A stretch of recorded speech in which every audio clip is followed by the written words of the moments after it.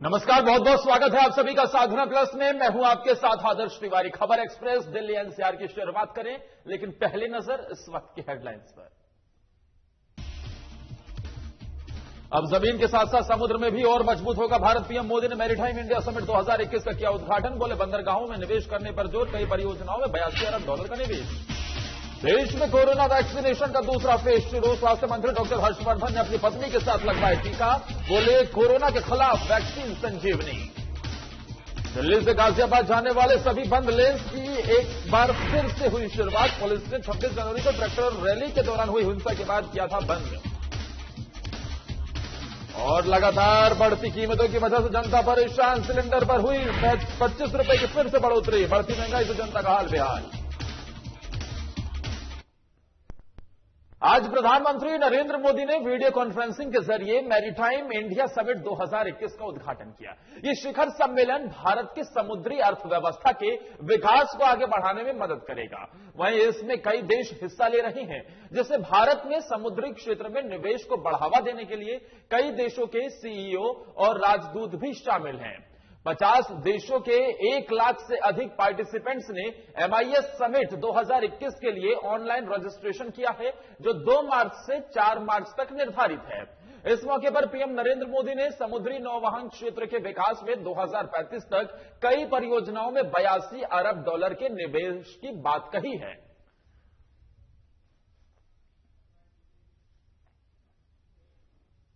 वहीं इस मौके पर पीएम मोदी के साथ गुजरात के मुख्यमंत्री, आंध्र प्रदेश के मुख्यमंत्री और पेट्रोलियम मंत्री धर्मेंद्र प्रधान भी मौजूद रहे। पीएम मोदी ने सागरमाला परियोजना के तहत 574 से अधिक परियोजनाओं की पहचान की बात कही, तो बंदरगाहों में निवेश पर जोर देने के लिए भी कहा है। और क्या कहा है पीएम ने, सुनवाते हैं।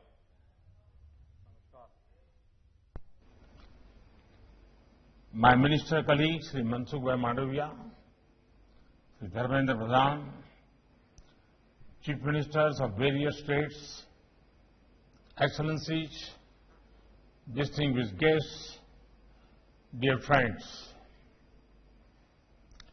I welcome you all to the Maritime India Summit 2021.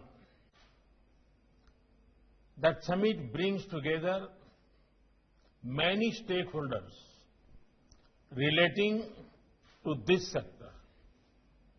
I'm sure together we will achieve great success in boosting the maritime economy. Friends, India is a natural leader in this sector. Our nation has a rich maritime history. Civilizations flourished on our coasts. For thousands of years, our ports have been important trading centers. Our coasts connected India to the world. Friends, through this Maritime India Summit, I want to invite the world to come to India and be a part of our growth trajectory. India is very sincere about growing in the maritime sector and emerging as a leading blue economy of the world. Our leading focus area includes upgrade current infrastructure, create next generation infrastructure, boost the reform journey. Through these steps, we aim to give strength to our vision of Atmanirbhar Bharat. Friends, when I talk about upgrading current infrastructure, I give great importance to improving efficiency. Instead of a piecemeal approach, we focus on the entire sector as one. And the results of this are visible.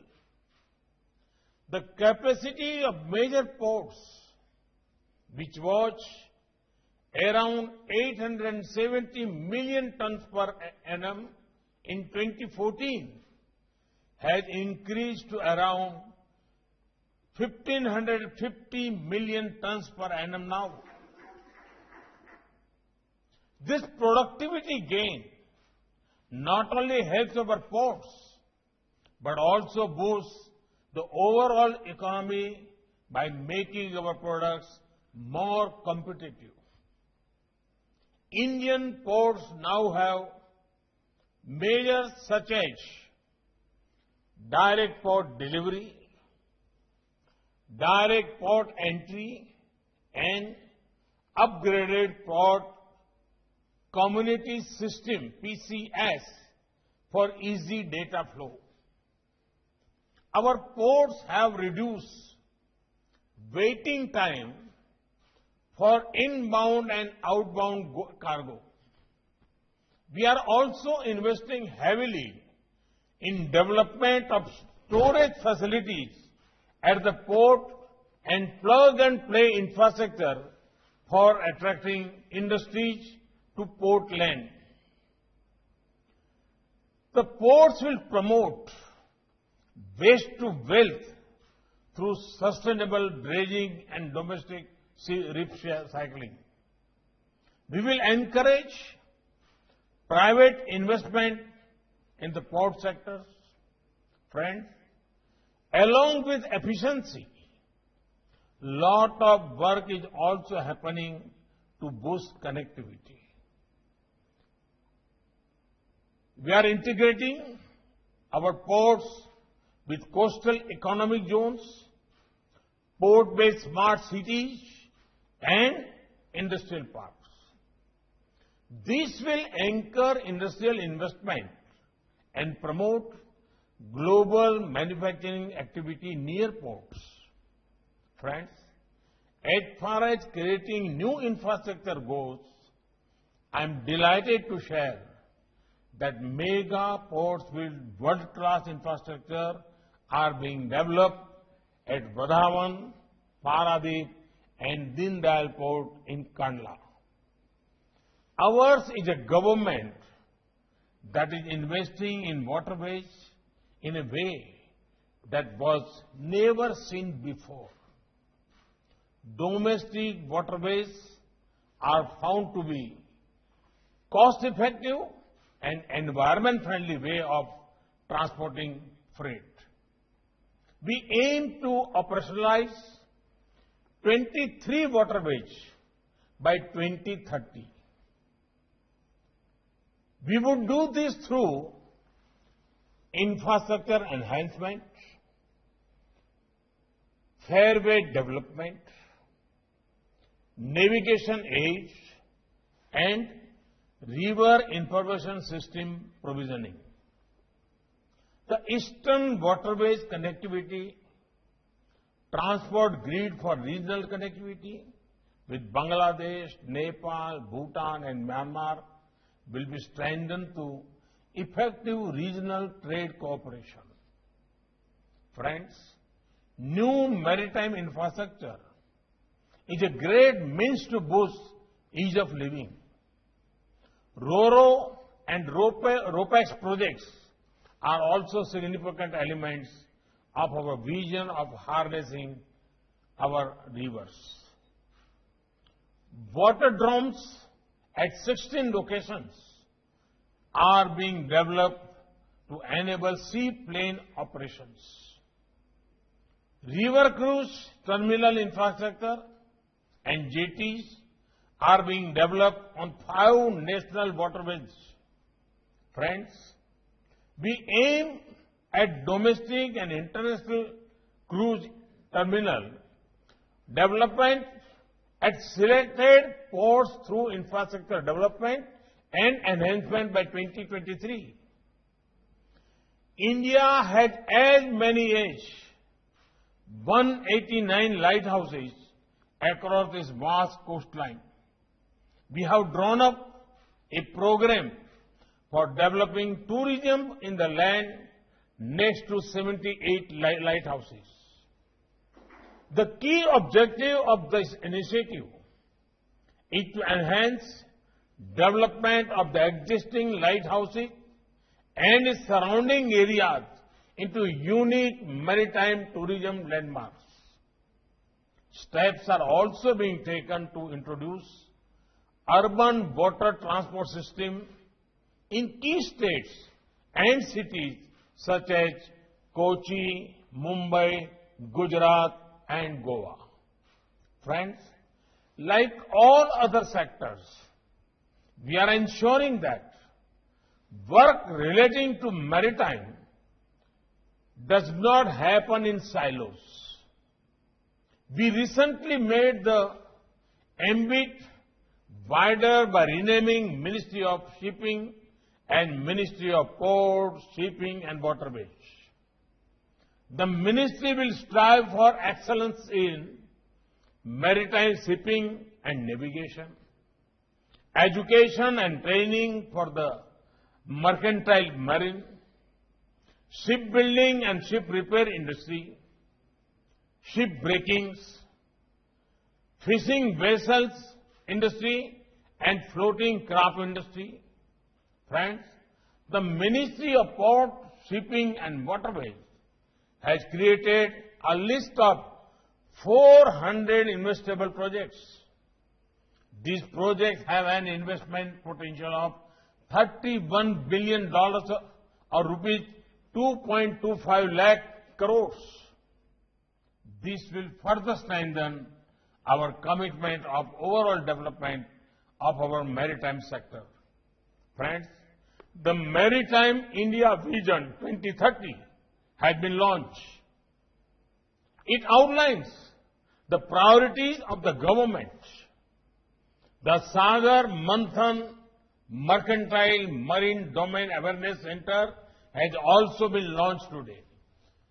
तो maritime India summit 2021 का आज से आगाज हो गया है। प्रधानमंत्री नरेंद्र मोदी ने वीडियो कॉन्फ्रेंसिंग के जरिए इसकी शुरुआत की है और आपको बता दें कि इसमें 50 देशों से लगभग 1 लाख पार्टिसिपेंट्स हिस्सा ले रहे हैं और इसके जरिए से समुद्र पर जो भारत का विशेष फोकस है, फिर चाहे वो भारतमाला प्रोजेक्ट की बात क्यों ना हो, कैसे समुद्र के जरिए से आगे अर्थव्यवस्था को बढ़ाया जाए, समुद्र से कनेक्टिविटी को और ज्यादा बढ़ाया जाए, इस दिशा में लगातार कदम उठाए जा रहे हैं और ये एक जो शिखर सम्मेलन हो रहा है बेहद कारगर होने वाला है। वहीं देश में कोरोना संक्रमण रोकने को लेकर चल रही लड़ाई पर देश में टीकाकरण का दूसरा चरण शुरू हो गया है। दूसरे चरण की शुरुआत कल प्रधानमंत्री नरेंद्र मोदी ने एम्स में टीका लगवाकर की। वहीं आज केंद्रीय स्वास्थ्य मंत्री डॉक्टर हर्षवर्धन ने भी कोरोना का टीका लगवाकर देशवासियों को प्रेरित किया है कि जो भी इस चरण में टीके के लिए पात्रता रखते हैं वो सभी टीका अभियान में शामिल हों। इस मौके पर उनके साथ उनकी पत्नी नूतन गोयल भी साथ रही। इसके लिए नूतन गोयल ने 250 रुपए वैक्सीन का जो रेट फिक्स रखा गया है वो भी पे किए। वैक्सीन लगवाने के बाद हर्षवर्धन ने कहा कि वैक्सीन लगवाने के बाद किसी तरह की कोई समस्या नहीं हुई। वैक्सीन कोरोना के खिलाफ लड़ाई में संजीवनी का काम करेगी।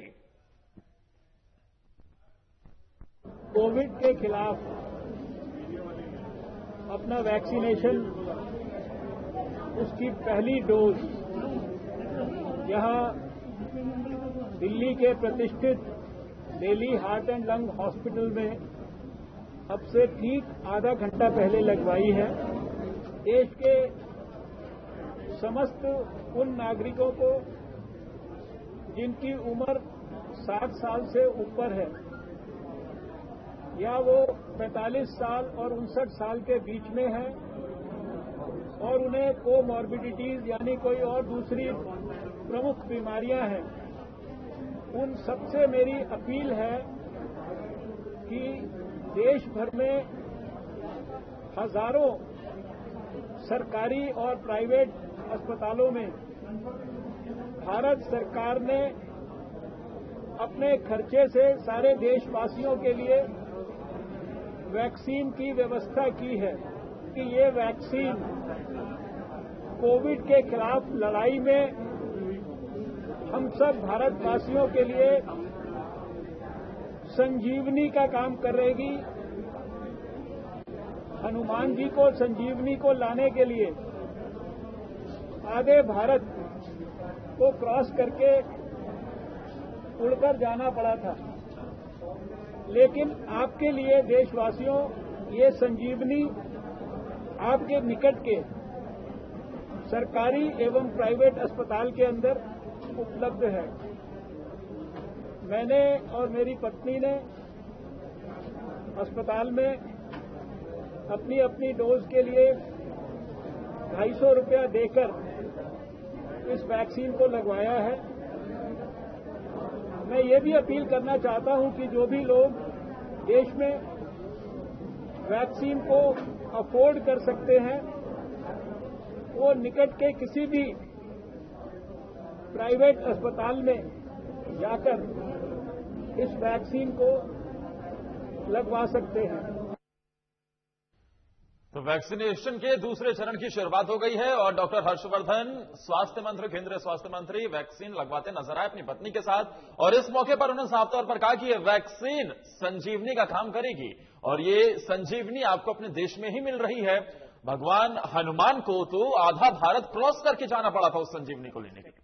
तो जरूर टीका लगवाएं, जो भी इसके लिए पात्रता हो वो जरूर टीका लगवाने पहुंचे और इसकी जानकारी भी उन्होंने दी है, बाकायदा सारी व्यवस्थाएं कर रखी हैं। वहीं दिल्ली में आज 45वें सिविल अकाउंट्स डे के मौके पर वित्त मंत्री निर्मला सीतारमण ने एक कार्यक्रम में शिरकत की। इस मौके पर उन्होंने कोरोना के चैलेंजिंग टाइम में सरकार की तरफ से उठाए गए कदमों की जानकारी दी। साथ ही उन्होंने डायरेक्ट बेनिफिट ट्रांसफर को लेकर वित्त मंत्रालय की तरफ से उठाए गए कदमों को लेकर संतुष्टि जाहिर की।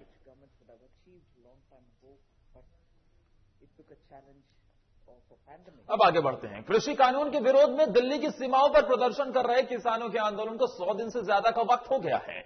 जितने दिनों से किसान आंदोलन सीमाओं पर चला रहे हैं उतने दिनों से दिल्ली के सिंघू, टिकरी और गाजीपुर सीमाएं पुलिस ने बंद कर रखी हैं। हालांकि मंगलवार को गाजीपुर बॉर्डर के जरिए दिल्ली से गाजियाबाद आने वाले लोगों को पुलिस के एक कदम से राहत जरूर मिलेगी। दरअसल दिल्ली पुलिस ने आज गाजीपुर बॉर्डर के जरिए दिल्ली से गाजियाबाद जाने वाली सभी बंद लेनों में से एक लेन खोल दी है। दिल्ली से गाजियाबाद जाने वाला रास्ता पुलिस ने 26 जनवरी के दिन ट्रैक्टर रैली के दौरान हुई हिंसा के बाद बंद किया था। गाजियाबाद से दिल्ली आने वाले रास्ते पर किसान अब भी बैठे हैं। आज इस रास्ते के खुलने से दिल्ली से गाजियाबाद जाने वाले लोगों को कुछ राहत जरूर मिलेगी। वहीं बीते 3 महीनों की तरह आज भी दिल्ली के सिंघू, टिकरी, पियाऊ, मनियारी, झरोडा, धांसा बॉर्डर और गाजीपुर बॉर्डर पूरी तरह से बंद है। अगर गाजीपुर बॉर्डर का एक लेन छोड़ दिया जाए तो देश में आम जनता पर महंगाई की मार लगातार पड़ रही है। पेट्रोल डीजल के बाद एलपीजी सिलेंडर की कीमतों में एक बार फिर से सोमवार को बढ़ोतरी हुई। आपको बता दें कि इस बार एलपीजी सिलेंडर की कीमत 25 रुपए बढ़ी है। वहीं एलपीजी सिलेंडर की कीमतों में इजाफा होने से लोगों में खासा आक्रोश भी देखा जा रहा है। इसके साथ ही रसोई गैस के दाम बढ़ने से महिलाएं नाराज हैं। इसके साथ ही महिलाओं का कहना है कि गैस के लगातार दाम बढ़ने से बजट गड़बड़ा गया है। वहीं रसोई गैस सिलेंडर की कीमत में लगातार हो रही बढ़ोतरी से सभी परिवार दुखी और परेशान हैं। साथ ही कहा कि सरकार को इस पर विचार करना चाहिए। वाहनों में इस्तेमाल होने वाली सीएनजी और घरों की रसोई तक पहुंचने वाली गैस पीएनजी की कीमतों में एक बार फिर से बढ़ोतरी की गई है। बता दें कि दिल्ली एनसीआर में सोमवार को सीएनजी और पीएनजी कीमतों में बढ़ोतरी हुई है। सीएनजी 70 पैसे महंगा हुआ है, जबकि पीएनजी की कीमत में 91 पैसे की बढ़ोतरी हुई। बढ़ी हुई कीमतें 2 मार्च सुबह 6 बजे से लागू हो गई हैं। बताते चले कि इंद्रप्रस्थ गैस लिमिटेड ने सोमवार को कंप्रेस्ड नेचुरल गैस और पाइप्ड नेचुरल गैस की कीमतों में इजाफा किया। दिल्ली एनसीआर में सीएनजी की कीमतें में 70 पैसे प्रति किलोग्राम की बढ़ोतरी की गई। यहां अब सीएनजी की नई कीमत 43.40 प्रति किलोग्राम हो गई है। वहीं गाजियाबाद, नोएडा और ग्रेटर नोएडा में सीएनजी 49 रुपए पार कर चुका है। देश में कोरोना के मामले लगातार बढ़ते जा रहे हैं। वहीं दिल्ली में कोरोना के 105 मरीज ठीक भी हुए। बीते 24 घंटे के हम आपको बता रहे हैं। वहीं बता दें कि अब तक कुल 6,27,149 मरीज संक्रमण के बाद ठीक हो चुके हैं। वहीं 24 घंटे में बीते एक भी मरीज राजधानी दिल्ली में कोरोना के चलते मौत नहीं हुई है। आपको बता दें कि दिल्ली में अब तक कोरोना से कुल 10,911 लोग जान गंवा चुके हैं। फिलहाल कोरोना के एक्टिव मामले 1,404 हैं। इसी के साथ ही 24 घंटों में 39,733 टेस्ट किए जा चुके हैं। कोरोना से बचाव के लिए देश भर में वैक्सीनेशन भी जारी है और इसी सिलसिले में हमने तस्वीर भी दिखाई थी आपको कि केंद्रीय स्वास्थ्य मंत्री डॉक्टर हर्षवर्धन ने आज कोरोना का टीका भी लगवाया।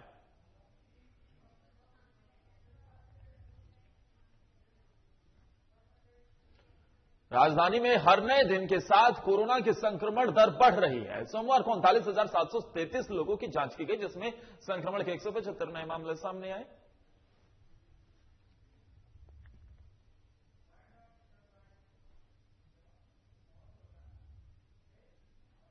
और इसी के साथ इस बुलेटिन में फिलहाल के लिए इतना ही। नमस्कार।